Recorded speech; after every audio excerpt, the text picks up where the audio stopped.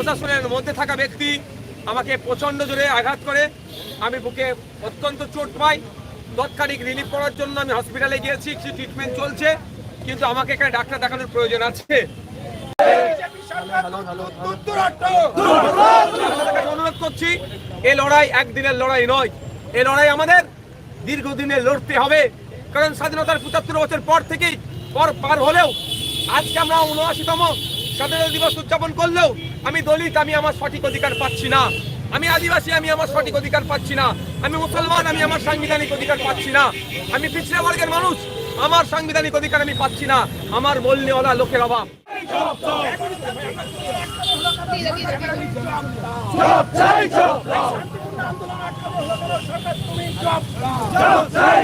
এই মুহূর্তে জেল থেকে বেরিয়ে একেবারে কি বলবেন, বেরিয়ে আবার বুঝলেন কেন? দেখুন, আমরা ধর্মমত চালাবো বলেছি, আমাদেরকে লাঠি দিয়ে জেল দিয়ে আটকাতে পারে। আমরা ডিসিশন নেবে, আলোচনা করবো ধর্মমতকে কীভাবে এগিয়ে নিয়ে যাবো। আমাদের ওয়াকফ সম্পত্তি পাঠানোর যেমন একদিকে এসটি/এসসি সার্টিফিকেট রমরমা সেটা বন্ধ করার জন্য, এসআইআরের নামে যে নাগরিকদেরকে ডিভোটার করার চক্রান্ত করছে কুচক্রকে বন্ধের জন্য, ওবিসি সার্টিফিকেট নিয়ে যে তালগোল পাঠিয়ে রেখেছে সেটা বন্ধ করতে হবে। সাথে সাথে ভিন রাজ্যে যেভাবে পরিযায়ী শ্রমিকদের আক্রমণ হচ্ছে সেটা বন্ধের জন্য আমরা চালিয়ে যাবো। আমরা কোনোভাবেই পুলিশের চক্রকে আমরা মানব না। আমরা গতকাল ধর্ণামঞ্চে শুরু করেছিলাম ২৭ তারিখ পর্যন্ত, কিন্তু গতকাল ধর্ণামঞ্চকে আটকানোর জন্য প্রশাসনের পক্ষ থেকে যে তৎপরতা দেখিয়েছিল, প্রশাসনের মধ্যে থাকা ব্যক্তি আমাকে প্রচণ্ড জোরে আঘাত করে। আমি বুকে অত্যন্ত চোট পাই। তৎক্ষণিক রিলিফ করার জন্য আমি হসপিটালে গিয়েছি, কিছু ট্রিটমেন্ট চলছে, কিন্তু আমাকে এখানে ডাক্তার দেখানোর প্রয়োজন আছে। এবং সাথে সাথে আপনারা জানেন, আমাদের কামরুজ্জামান ভাই একজন সিনিয়র মোস্ট লিডার, তিনিও শারীরিকভাবে অসুস্থ হয়ে পড়েছেন। তাই আমাদের নেতৃত্ব যারা আছেন, কনস্টিটিউশন প্রোটেকশন ফোরামের পক্ষ থেকে আমরা আলোচনা করলাম যে আমরা এই ধর্ণামঞ্চকে আজকে এই পর্যন্ত আমরা পোস্টপোন করলাম, শেষ করছি না। আমরা পোস্টপোন করলাম, এটাকে কন্টিনিউ করব। আগামী ২৪ ঘন্টার মধ্যে মিডিয়ার মাধ্যমে আমরা আমাদের অবস্থান কবে থেকে আবার নতুন করে শুরু হচ্ছে, কারণ আমাদের একটু ট্রিটমেন্টের প্রয়োজন আছে। আমরা বন্ধ করতাম না।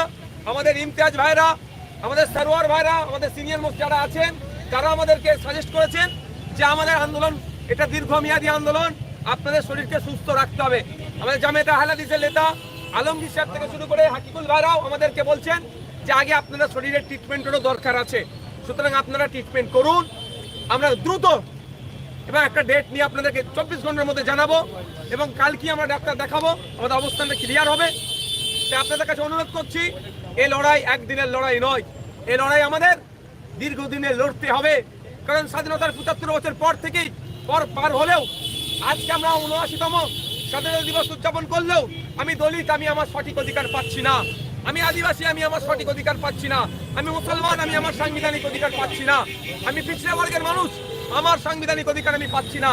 আমার বলনেওয়ালা লোকের অভাব। তাই আমরা ঐক্যবদ্ধ হয়েছি, পিছড়া বর্গের মানুষ একসাথে কাঁধে কাঁধ মিলিয়ে অধিকার আমরা ছিনিয়ে নেব। তাই ধর্ণামঞ্চ এখানেই আজকে সমাপ্ত হলো না, আজকে আমরা এখানে পোস্টপোন করলাম। কন্টিনিউ করার জন্য আমরা ২৪ ঘন্টার মধ্যে আপনাদের মাধ্যমে, সোশ্যাল মিডিয়ার মাধ্যমে, মিনিস্ট্রি মিডিয়ার মাধ্যমে আমরা জনমানুষে দেব। আমরা কন্টিনিউ কবে থেকে করছি জানবো, এবং আপনারা প্রস্তুত থাকুন। এই কলকাতায়, এই রাজপথে আমরা ধর্ণামঞ্চ করবো, আপনাদের কথা দিচ্ছি। তবে একটা কথা বলছি, আপনারা গতকালকে আমাদেরকে গ্রেফতার করার প্রতিবাদে যেভাবে শান্তিপূর্ণ আন্দোলন রাজ্যের বিভিন্ন জায়গায় করেছেন, এটাকে কন্টিনিউ করতে হবে।